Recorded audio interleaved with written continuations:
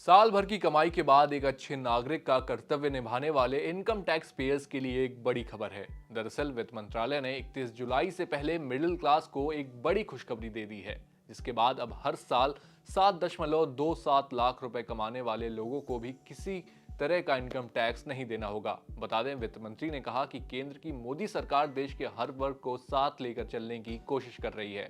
ऐसे में सरकार ने देश के मिडिल क्लास को ध्यान में रखते हुए 7 लाख रुपए तक की कमाई करने वाले व्यक्तियों को इनकम टैक्स में छूट दी थी।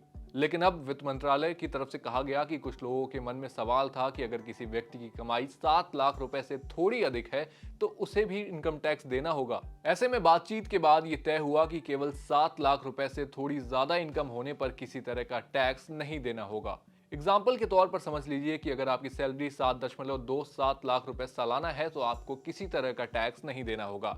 इसके साथ ही निर्मला सीतारमण ने यह भी कहा कि पहले नई टैक्स रिजीम में लोगों को स्टैंडर्ड डिडक्शन का लाभ नहीं मिल रहा था, जिसे लेकर काफी शिकायतें भी आ रही थीं। ऐसे में लोगों की जरूरतों को ध्यान में रखते हुए हमने 50,000 रुपए तक के स्टैंडर्ड डिडक्शन का प्रावधान भी कर दिया है। इसके अलावा वित्त मंत्री ने एक बेहद अहम सेक्टर पर फोकस किया। दरअसल देश के micro, small and medium enterprises यानी एमएसएमई सेक्टर के विकास के लिए 2023 से 24 के बजट में 22,138 करोड़ रुपए आवंटित किए गए हैं, जिससे सरकार देश के छोटे उद्योगों को बढ़ावा देने का काम कर रही है।